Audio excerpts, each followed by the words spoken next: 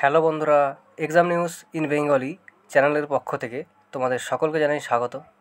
তো আজকের ভিডিওতে আমরা দেখব ডাব্লিউবিপিএসসি ক্লার্কশিপের 14 নম্বর জিকের সেট। আর আরও একবার বলে রাখি, আমার এই ভিডিও করার প্রধান উদ্দেশ্য শুধুমাত্র এমসিকিউ টাইপের প্রশ্ন আর উত্তর বলা নয়, এই প্রত্যেকটি প্রশ্নের পিছনে যে এক্সট্রা ফ্যাক্ট হয় সেগুলো আলোচনা করা এবং প্রত্যেকটি অপশন নিয়ে আলোচনা করা। তো ভিডিওটা শুরু করব তার আগে তোমাদের কাছে একটাই রিকোয়েস্ট করব যে ভিডিওটিকে যতটা সম্ভব শেয়ার করে দাও, আর চ্যানেলে যদি নতুন হয়ে থাকো সাবস্ক্রাইব করে দিয়ে সাপোর্ট করো। তো প্রথম প্রশ্নটা দেখো, হলদিঘাটের যুদ্ধ মুঘল সেনাপতি কে ছিল? এই যুদ্ধের সময় মুঘলদের সেনাপতি কে ছিল? তো অপশানগুলি দেখো, মানসিং, ভগবান দাস, মহেশ দাস, বৈরাম খান। তো এটা সঠিক উত্তর হবে যেটা, সেটা হচ্ছে মানসিং। অপশান এ সঠিক উত্তর, মানসিং। আর এই হলদিঘাটের যুদ্ধ সম্পর্কে তোমাদের জানতে হবে যে এই যুদ্ধটা হয়েছিল 1576 সালে। আর কার কার মধ্যে হয়েছিল? এটা হয়েছিল আকবর, মুঘলদের হয়ে আকবর এবং রানা প্রতাপ, এদের মধ্যে হয়েছিল এই যুদ্ধটা। তো এরপরে 2 দাগের প্রশ্নটা দেখো, নিম্নলিখিত কোন ভাইসরয়কে উজ্জ্বল বিফলতা বলা হয়? লিটন, রিপন, কার্জন নাকি হেস্টিংস? তো এটা সঠিক উত্তর হবে লিটন।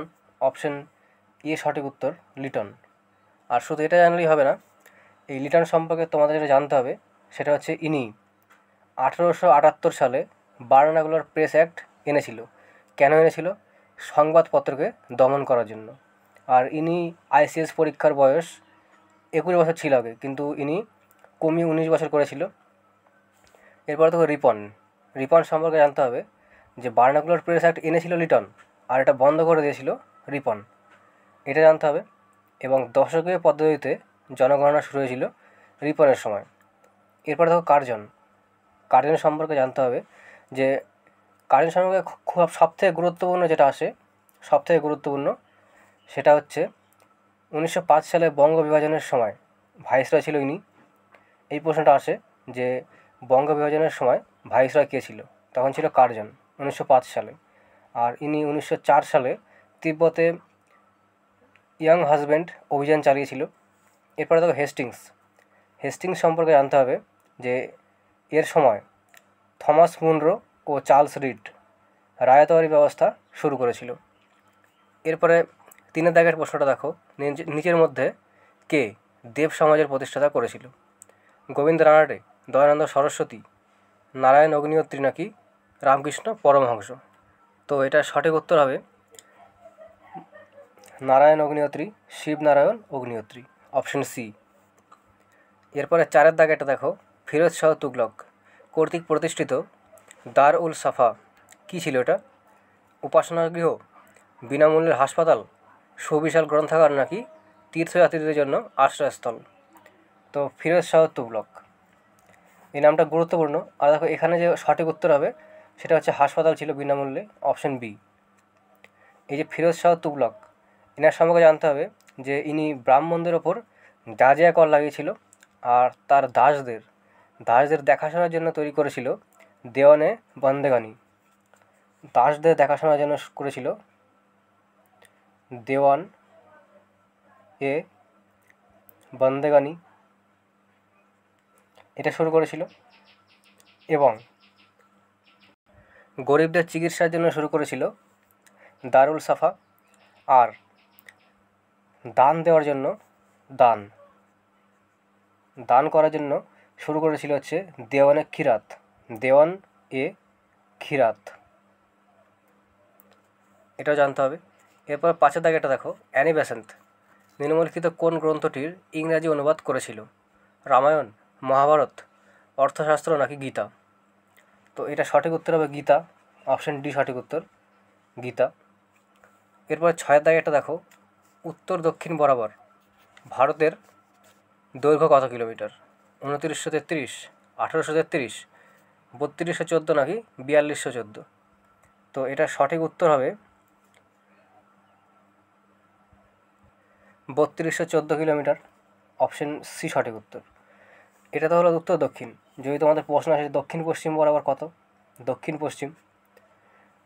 পশ্চিম বরাবর হচ্ছে পূর্ব পশ্চিম, এটা পূর্ব পশ্চিম হবে, পূর্ব পশ্চিম। পূর্ব পশ্চিম বরাবর হচ্ছে 2933 কিমি। তো এরপরে সাদা দাগেটা দেখো নিপুলেক বা লিপুলেক গিরিপথটি নিম্নলিখিত কোন রাজ্যে অবস্থিত? হিমাচল প্রদেশ, সিকিম, উত্তরাখণ্ড নাকি অরুণাচল প্রদেশ?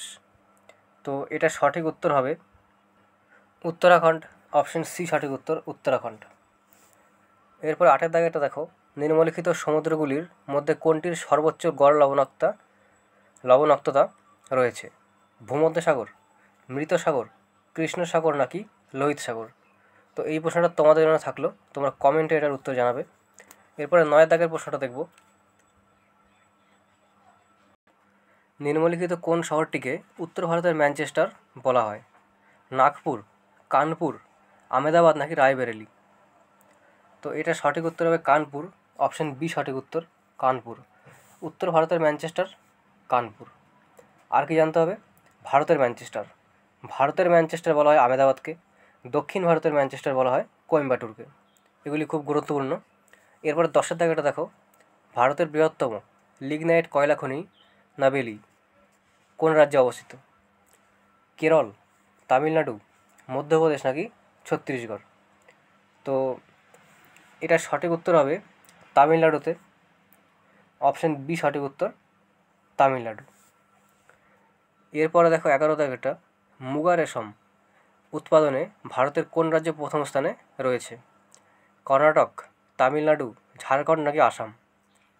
তো এটা সঠিক উত্তর হবে আসাম, অপশন ডি সঠিক উত্তর, আসাম।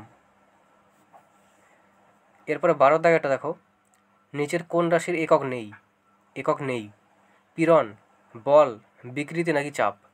তো দেখো এগুলির মধ্যে শুধু বিকৃতির কোনো একক নেই, বাকি প্রত্যেকের একক আছে। যেমন ধর চাপের একক পাস্কেল, বলের একক হচ্ছে kg metre per second square, এগুলি জানতে হবে। এবার 13 দাগেটা দেখো, পারদ কোন বৈশিষ্ট্যের কারণে সাধারণত থার্মোমিটারে ব্যবহার হয়? উচ্চ ঘনত্ব, উচ্চ তারল্য, উচ্চ সম্প্রসারণ ক্ষমতা, উচ্চ নির্দিষ্ট তাপ? তো এটা যে সঠিক উত্তর হবে সেটা হচ্ছে অপশন সি, উচ্চ সম্প্রসারণ ক্ষমতার জন্য। এবার দেখো থার্মোমিটার 3 রকমের হয়, একটা হচ্ছে তরল থার্মোমিটার, কঠিন থার্মোমিটার, গ্যাসীয় থার্মোমিটার। তো এই যে পারদ ব্যবহার হয় এটা হচ্ছে তরল থার্মোমিটারে।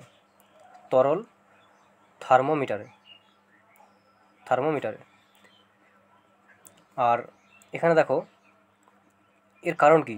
উচ্চ সম্প্রসারণ ক্ষমতা, অর্থাৎ তাপমাত্রা যদি বেড়ে যায় পারদের পাট বেড়ে যাবে, তাপমাত্রা যদি কমে যায় তাহলে পারদের পাটও কমে যাবে। এবং মাইনাস 39 ডিগ্রি সেন্টিগ্রেড এই তাপমাত্রায় পারদ জমে যায়, মাইনাস 39 ডিগ্রি সেন্টিগ্রেড তাপমাত্রায় পারদ জমে যায়। তাই যে শীতের যে দেশগুলি আছে সেখানে পারদের পরিবর্তে থার্মোমিটারে অ্যালকোহল ব্যবহার করা হয়। অ্যালকোহল কেন ব্যবহার করা হয়?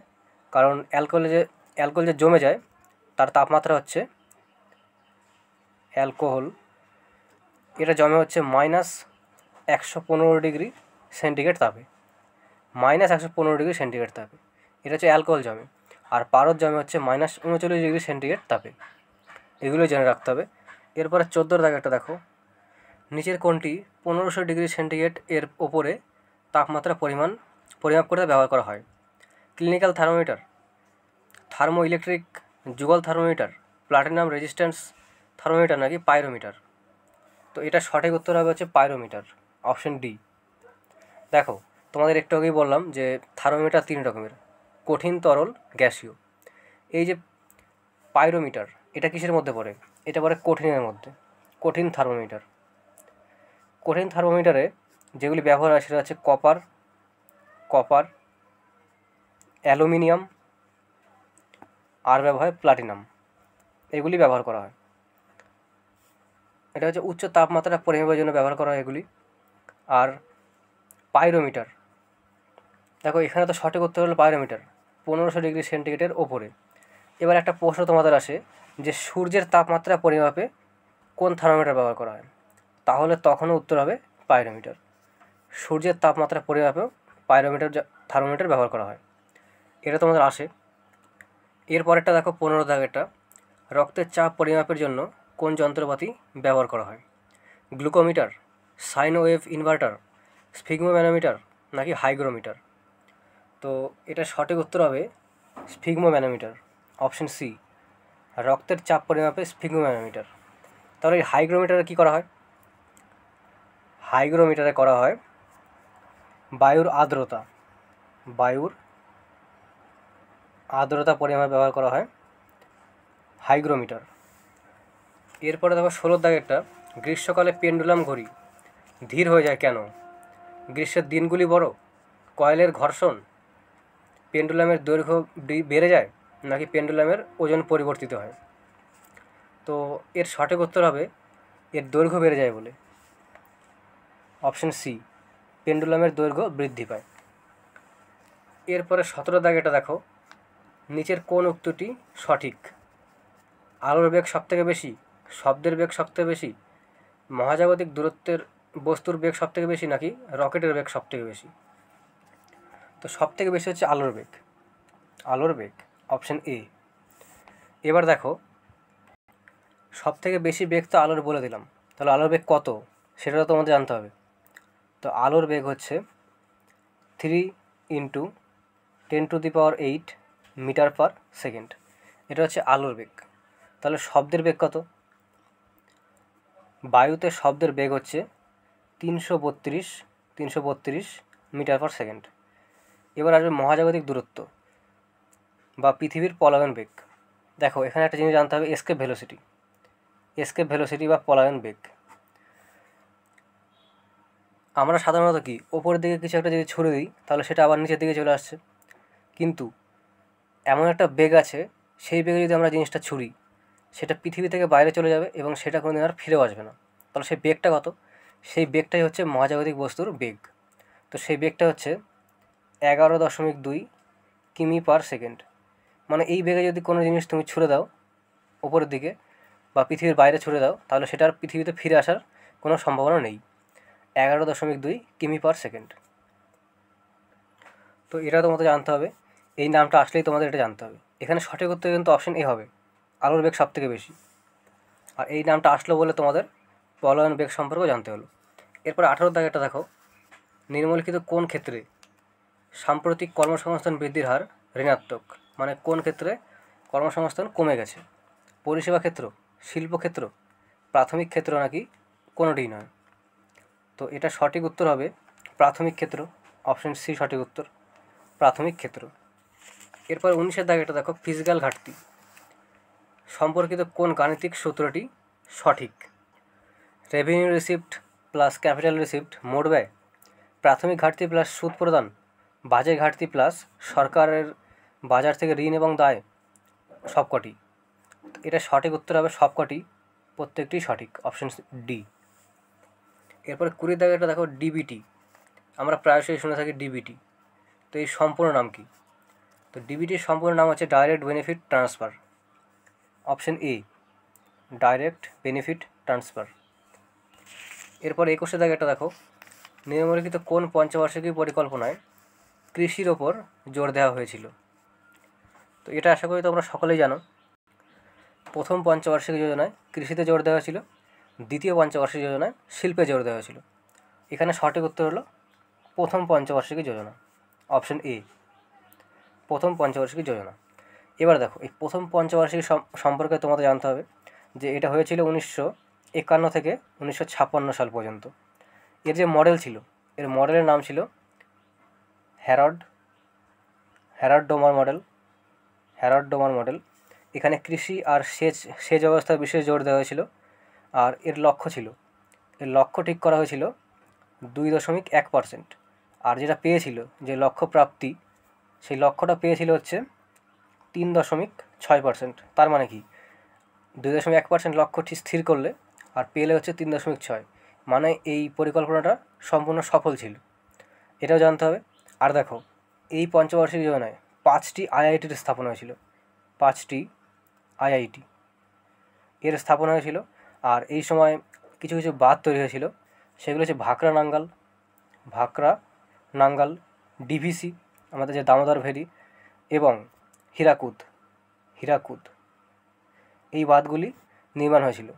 আর তখনকার সময় যে প্রধানমন্ত্রী ছিল, প্রধানমন্ত্রী নেহেরু, তিনি এই বাঁধগুলি সম্পর্কে বলেছিল যে এই বাঁধগুলি হচ্ছে আধুনিক ভারতের মন্দির। এগুলো জেনে রাখতে হবে। এরপরে দেখো 22-এর দাগেরটা, ভারতীয় সংসদের অধিবেশন কে আহ্বান করে?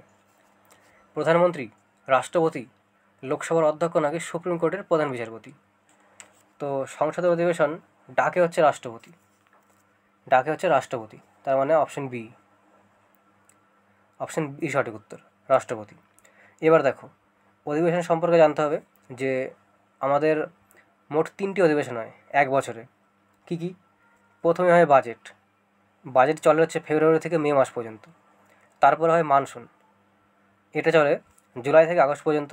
এবং সবার শেষে হয় শীতকালীন অধিবেশন, এটা হচ্ছে নভেম্বর থেকে ডিসেম্বর পর্যন্ত। এগুলির মধ্যে সবথেকে ছোট যেটা, সেটা হচ্ছে বাজেট। সবথেকে বড় হচ্ছে বাজেট, সবথেকে ছোট অধিবেশন হচ্ছে শীতকালীন। আর প্রতিটি অধিবেশনের মাঝখানে সর্বাধিক 6 মাসের গ্যাপ রাখা যায়। তাহলে 6 মাসের গ্যাপটা কী করে থাকবে? এখানে তো সারা বছর ধরেই কোনো একটা অধিবেশন চলছেই, মাঝখানে 2-1 মাস বন্ধ থাকছে। দেখো, যখন কোনো এমার্জেন্সি হয়, এমার্জেন্সি ছাড়াও দেখো, যেমন আমাদের করোনার সময় একটা অধিবেশন বন্ধ ছিল, সেই সময় 2টো অধিবেশন হলো। এই 2টো অধিবেশনের মাঝখানে সর্বাধিক 6 মাসের গ্যাপ রাখা যায়। এরপরে দেখো 23-এর দাগেরটা, বিধানসভার সর্বাধিক আসন সংখ্যা কত হতে পারে? 550, 500, 250 নাকি 552? তো এটা সঠিক উত্তর তো হবে অপশন বি, 500টি। সর্বাধিক থাকা যায় 500টি। এবার দেখো, আমরা যেহেতু রাজ্য সরকারের পরীক্ষা দিচ্ছি, আমাদের কী জানতে হবে? তো দেখো, বিধানসভার সিট 60টির কম থাকলে হবে না এবং 50টির বেশি রাখা যাবে না। তার মানে 60 থেকে 500টির 50টি নয়, 500টি, 60 থেকে 500টির মধ্যেই বিধানসভার সিট থাকতে হবে। এবার দেখো, আমরা যেহেতু পশ্চিমবঙ্গের পরীক্ষা দিচ্ছি, তোমাদের জানতে হবে যে পশ্চিমবঙ্গের বিধানসভার সিট কতগুলি আছে। তো এটা তোমরা কমেন্টে জানাবে। আর আমরা এখানে বলবো লোকসভার সিট কতগুলি আছে। পশ্চিমবঙ্গের লোকসভার সিট আছে 42টি। আর হচ্ছে রাজ্যসভার সিট আছে 16টি। এটা আমি বললাম, আর তোমরা শুধু কমেন্টে জানাবে বিধানসভার সিট কতগুলি পশ্চিমবঙ্গে। এরপরে 24-এর দাগেটা দেখো, প্রথম ভারতীয় নাগরিকত্ব আইন কোন সালে পাস হয়েছিল? 1950, 52, 55 নাকি 62? তো এটা সঠিক উত্তর হবে 1955, অপশন সি। এবার তোমাদের জানতে হবে যে 1955 সালের অ্যাক্ট অনুসারে 5 রকমের পদ্ধতির কথা বলা হয়েছিল, যার যে কোনো একটির মাধ্যমে ভারতের নাগরিকত্ব নেওয়া যাবে। তো সেগুলো কি কি? প্রথমে আসবে জন্ম, মানে প্রথমে যাদের ভারতে জন্ম হতো তাদেরই ভারতের নাগরিকত্ব দেওয়া হতো, কিন্তু পরে সংশোধন করা হয়। এবার সংশোধন করা 1986 সালে। এখানে বলা হয়েছিল ভারতের জন্মানো বাচ্চার বাবা অথবা মা কে ভারতীয় হতে হবে। এরপরে আসবে বংশের ভিত্তিতে বাই ডিসেন্ট, পিতার বংশের ভিত্তিতে নাগরিকতা পাবে, মানে কারোর দাদুর জন্মের ভিত্তিতে নাগরিকতা পেল, তার থেকে পিতা পেল, পিতার বংশের ভিত্তিতে পুত্র পেল, এভাবে আসছে। এরপরে আসবে রেজিস্ট্রেশন পদ্ধতি। কোনো বিদেশি যদি ভারতের নাগরিকত্ব নিতে চায় তাহলে তাকে 7 বছর ভারতে থাকতে হবে, তারপর রেজিস্ট্রেশনের জন্য আবেদন করতে পারবে। তখন গৃহ মন্ত্রণালয় ঠিক করবে যে তাকে নাগরিকত্ব দেওয়া হবে কি হবে না। এরপরে আসবে নিউট্রালাইজেশন। এটা কি? যেমন ভারতের বিজ্ঞান, কলা, সাহিত্য এইসবের রুচি থাকে এমন কোনো বিদেশি যদি ভারতের নাগরিকত্ব নিতে চায়, তাকে ভারতের কোনো একটা ভাষা জানতে হবে এবং 10 বছর ভারতে থাকতে হবে। তারপরে নাগরিকত্বের জন্য তিনি আবেদন করতে পারে। তারপরে ঠিক করবে গৃহ মন্ত্রণালয় যে তাকে দেওয়া হবে কি হবে না। এর একটা উদাহরণ আছে যে পাকিস্তানের সঙ্গীতকার আদনান সানি, ইনি ভারতের 10 বছর থেকে আছে, তিনি ভারতের নাগরিকতাও পেয়েছে। এরপরে আসবে অর্জিত ভূমি, 5 নম্বর, অর্জিত ভূমি। এখানে কি? ভারত যদি কোনো দেশ বা রাজ্যকে নিজের অন্তর্গত করে নেয় তবে তাদের নাগরিকতা দিতে হবে। যেমন 16ই মে 1975 সালে সিকিমকে ভারতের অন্তর্গত করা হয়েছিল এবং সেখানকার সমস্ত বাসিন্দাদের ভারতের নাগরিকত্ব দেওয়া হয়েছে। এগুলো জানতে হবে। এরপরে 25-এর দাগেটা দেখো, ভারতীয় সংবিধানের কোন ধারায় উপরাষ্ট্রপতির নির্বাচন নিয়ে আলোচনা করা হয়েছে? তো এটা সঠিক উত্তর হবে অপশন ডি, আর্টিকেল 66। এখানে উপরাষ্ট্রপতি নির্বাচন সম্পর্কে বলা হয়েছে। আর উপরাষ্ট্রপতি নির্বাচনে কে কে ভাগ নেয়? লোকসভা ও রাজ্যসভার নির্বাচিত ও মনোনীত উভয় সদস্যরা ভাগ নেয়। এরপরে দেখো আর্টিকেল 61। এখানে কি আছে? আর্টিকেল 61তে আছে ইমপিচমেন্ট, এটা রাষ্ট্রপতির ওপর লাগু করা হয়। আর্টিকেল 62, এখানে কি আছে? এখানে আছে রাষ্ট্রপতির ত্যাগপত্র, রাষ্ট্রপতির মৃত্যু, ইমপিচমেন্ট লাগলে, রাষ্ট্রপতির নির্বাচন অবৈধ হলে তখন উপরাষ্ট্রপতি রাষ্ট্রপতির অতিরিক্ত দায়িত্ব সর্বাধিক 6 মাস পর্যন্ত সামলাতে পারবে বা দায়িত্ব পালন করবে। এর উল্লেখ আছে আর্টিকেল 62-তে। আর্টিকেল 63, এখানে আছে উপরাষ্ট্রপতি সম্পর্কিত। তো এটা সঠিক উত্তর অপশন ডি। এরপরে দেখো ইউরোপীয় ইউনিয়নের বর্তমান সদস্য সংখ্যা কত? তো নামটা খুবই গুরুত্বপূর্ণ, ইউরোপীয় ইউনিয়ন। এটা সম্পর্কে জানতে হবে যে এর স্থাপনা হয়েছিল 1957 সালে, 1957 সালের রোম সন্ধি দ্বারা। এর হেডকোয়ার্টার হচ্ছে ব্রুসেলস, বেলজিয়াম, হেডকোয়ার্টার ব্রুসেলস। আর ইউরোপীয় ইউনিয়নের মুদ্রা হচ্ছে ইউরো। দেখো এখানে মোট সদস্য হচ্ছে 27টি, এখানে 27 হবে, 28 নয়, 27 হবে। 27টি সঠিক উত্তর। 27টি সদস্য দেশ, এই 27টি দেশেরই মুদ্রা হচ্ছে ইউরো। এই ইউরো মুদ্রা এসেছিল 1993 সালের মন্ট্রিজ সন্ধির দ্বারা। এর যে হেড, ইউরোপীয় ইউনিয়নের হেড হচ্ছে উর্সুলা বর্ন। ইনি হচ্ছে বিশ্বের সবথেকে শক্তিশালী মহিলা। তো এগুলো জানতে হবে। এখানে সঠিক উত্তর 27 হবে, 28 নয়, 27 হবে। এরপরে 27 দাগের প্রশ্নটা দেখো, কোনো ব্যক্তির মৃত্যুর কতদিনের মধ্যে মৃত্যু রেজিস্ট্রেশন করাতে হয়? 30, 28, 14 নাকি 21? তো পরবর্তী 21 দিনের মধ্যেই করাতে হয়, অপশন ডি। এরপরে 28 দাগেরটা দেখো, বেতলা ন্যাশনাল পার্ক জাতীয় উদ্যান কোথায় অবস্থিত? ছত্তিশগড়, বিহার, উত্তরাখণ্ড নাকি উড়িষ্যা? তো বেতলা হচ্ছে ঝাড়খণ্ডে অবস্থিত, ঝাড়খণ্ডে। এখানে উত্তর বিহার দিয়েছে কিন্তু বিহার নয়, উত্তর হবে ঝাড়খণ্ড। বেতলা ঝাড়খণ্ড অবস্থিত, ঝাড়খণ্ড, বেতলা। এবার দেখো বাকি অপশনগুলি। বিহারে কী কী আছে? বিহারে আছে বাল্মীকি, এটা গুরুত্বপূর্ণ খুবই, বিহারে বাল্মীকি। ছত্তিশগড়ে কী কী আছে? ইন্দ্রাবতী, কাঙ্গার ভ্যালি, গুরু ঘাসিদাস, এগুলো সব ছত্তিশগড়। উত্তরাখণ্ড, এখানে আছে রাজাজি, জিম করবেট, নন্দা দেবী, গঙ্গোত্রী, আর হচ্ছে ফুলের উদ্যান বা ভ্যালি অফ ফ্লাওয়ার, এটা অবস্থিত উত্তরাখণ্ডে। উড়িষ্যা, এখানে আছে ভিতরকণিকা জাতীয় উদ্যান, শিমলিপাল, এগুলো সব উড়িষ্যায়। এরপরে 29 দাগেরটা দেখো, একটি কবাডি দলে সাধারণত কতজন খেলোয়াড় থাকে? 7, 8, 9 নাকি 11? তো কবাডি দলের প্রতিটা টিমে 7 জন করে খেলোয়াড় থাকে, অপশন এ, 7 জন করে খেলোয়াড় থাকে। এবার দেখো আরও কিছু খেলার নাম আছে, সেখানেও 7 জন করে খেলোয়াড় থাকে। সেটা কি কি? নেটবল, আর হচ্ছে ওয়াটার পোলো, এগুলোতে 7 জন করে খেলোয়াড়। এছাড়াও যে আমাদের পোলো আছে, শুধু পোলো, ওয়াটার পোলো নয়, পোলোতে 4 জন, ওয়াটার পোলোয় 7 জন, পোলোতে 4 জন। আর রাগবি ফুটবল, এখানে কতজন খেলোয়াড় আছে? এখানে আছে 15 জন খেলোয়াড়। এছাড়া দেখো ভলিবলে 6 জন আছে, জিমন্যাস্টিকে 8 জন, ককেট বলে একটা খেলা আছে, COCKET, ককেট, এখানে খেলোয়াড়ের সংখ্যা 13 অথবা 15 জন। এরপরে 30 দাগেরটা দেখো, সেলা সুড়ঙ্গ নির্মাণ হচ্ছে কোন রাজ্যে? অরুণাচল প্রদেশ, লাদাখ, উত্তরাখণ্ড নাকি জম্মু কাশ্মীর? তো সেলা সুড়ঙ্গ অবস্থিত অরুণাচল প্রদেশে, অপশন এ। এরপরে 31 দাগেরটা দেখো, ছোটা ভীম যে কার্টুন হয়, এই চরিত্রটির স্রষ্টাকে? নারায়ণ দেবনাথ, নীরজ বিক্রম, প্রাণকুমার শর্মা নাকি রাজীব চিল্কা? তো এটা সঠিক উত্তর হবে রাজীব চিল্কা, অপশন সি, রাজীব চিল্কা। 32 দাগেরটা দেখো, নিম্নলিখিত কোন বিজ্ঞানী হাইড্রোজেন বোমা আবিষ্কার করেছে? Robert Oppenheimer, Werner von Braun, Edward Teller নাকি স্যামুয়েল কোহেন? তো এটা সঠিক উত্তর হবে Edward Teller, option C, Edward Taylor.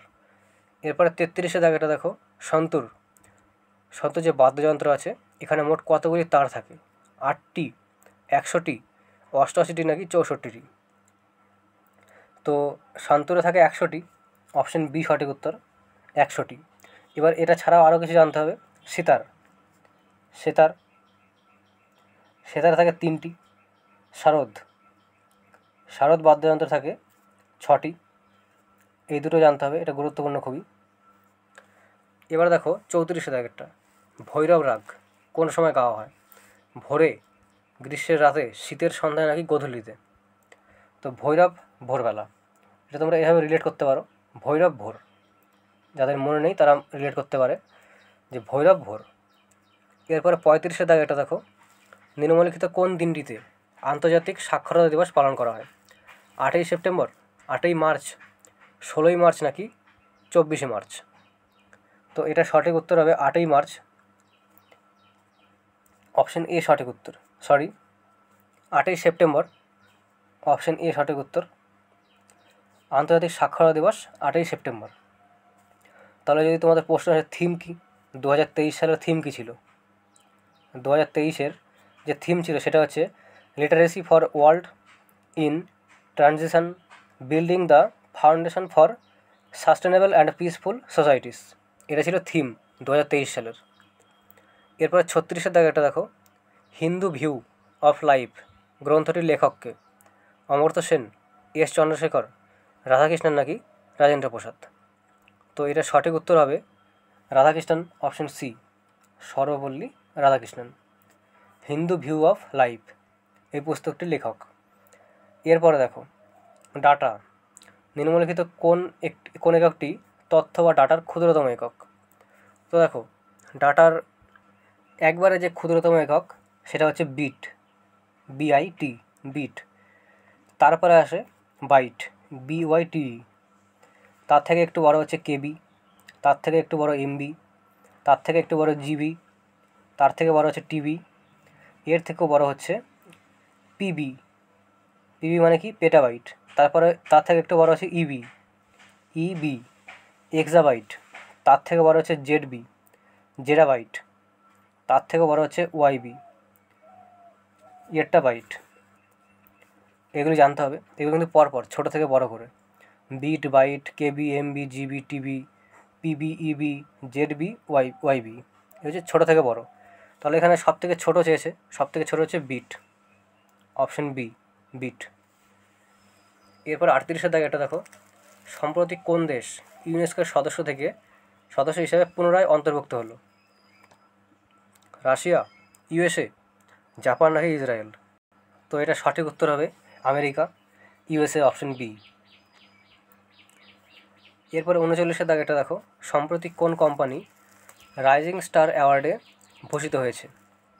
কোল India Limited, Hindustan Petroleum Corporation Limited, GAIL India Limited নাকি ইন্ডিয়ান অয়েল কর্পোরেশন লিমিটেড? তো এটা হয়েছে Coal India Limited, option A সঠিক উত্তর। এরপরে 40 দাগেটা দেখো, G20 লিডারশিপ সামিট এ কোন মন্ত্রণালয় Bharat the mother of democracy নামক পোর্টালের উন্মোচন করেছে? প্রতিরক্ষা মন্ত্রণালয়, পররাষ্ট্র মন্ত্রণালয়, সামাজিক ন্যায় ও ক্ষমতায়ন মন্ত্রণালয়, সংস্কৃতি মন্ত্রণালয়? কোনটা সঠিক উত্তর? তো এটা সঠিক উত্তর হবে অপশন ডি, সংস্কৃতি মন্ত্রণালয়, অপশন ডি সঠিক উত্তর। তো আজকের মতো এটুকুই। আর কোনো প্রশ্ন নিয়ে যদি অবজেকশন থাকে বা কনফিউজ থাকে তোমরা কমেন্টে সেটা জানাও, পরের ভিডিওতে কারেকশান করে নেব। এবং ভিডিও শেষে তোমাদের আরও একবার রিকোয়েস্ট করব যে ভিডিওটিকে যতটা সম্ভব শেয়ার করে দাও এবং চ্যানেলে যদি নতুন হয়ে থাকো সাবস্ক্রাইব করে দিয়ে সাপোর্ট করো। ধন্যবাদ।